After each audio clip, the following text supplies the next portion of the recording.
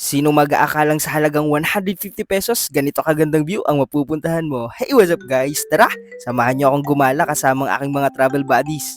Biglaan nga lang tong lakad na to. Since first time namin lahat pumunta sa lugar na to, nagulat kami na ganito pala yung daan dito. Nandito nga pala tayo sa isa sa pinagmamalaki ng Tarlac, ang Goshen Resort. Dito yan sa Bamban, Tarlac. Una ay pumunta lang sa informations office para magpa-register. Sightseeing lang yung inavail namin dito guys, kaya nagbayad lang kami ng 150 pesos. Pagpasok mo nga, ito agad ang bubungad sa'yo. Yung akala mo nasa Rome ka, pero nasa Pinas ka lang pala. 5 PM na nga pala ng mga oras na to, kaya nagmadali na agad kami pumasok sa loob para makapagpa-picture bago pa dumilim. Ito agad yung bubungad sa inyo guys, umakyat agad kami sa taas. At grabe, sobrang ganda ng view dito. First time namin lahat pumunta dito, kaya guys, grabe. Sobrang amazed na amazed kami sa mga structure dito. May mga swimming pools nga din pala dito sa Goshen guys, kaso nga lang hindi na kami nakapunta ron kaya hindi ko nakuha na ng video. Dito naman tayo guys sa isang structure nila. Grabe, ito yung isa sa pinaka gusto kong part dito. Mabuti nga at nakapagpa-picture kami ng magagandang shots dito dahil kokonti lang din yung mga tao ng mga oras na to. Then umakyat nga ako dito sa second floor and nakita ko to. Ring the bell if you are with your forever. Uy, sana all. And pwede nga pala kayong maglagay dito ng padlocks, din itatapon nyo yung susi sa fountain dito. Diba? Ganito kagandang view guys yung makikita nyo dito sa loob. After nga namin mag picture taking ay dumiretso na agad kami dito sa kanilang cafe, dito sa Cafe Roma.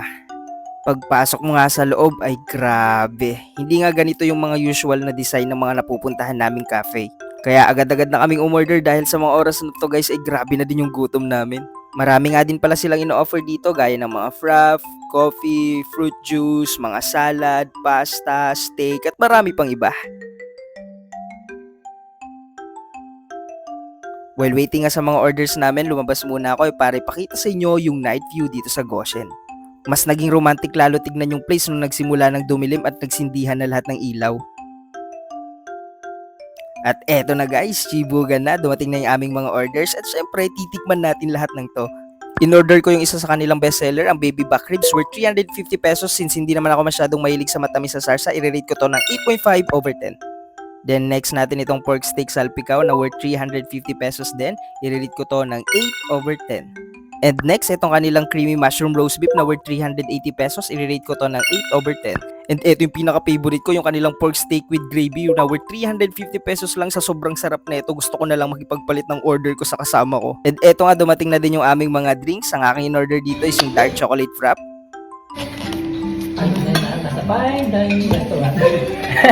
Overall, i-rate ko itong Cafe Roma ng 9/10 kasi guys, grabe, halos lahat ng in-orders namin ay super sarap.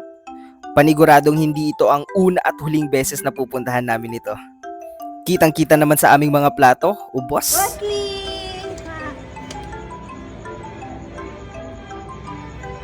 Karot, video yan. Video nga yan. So ayun lang guys, maraming salamat sa pagsama hanggang sa susunod na gala. Bye-bye!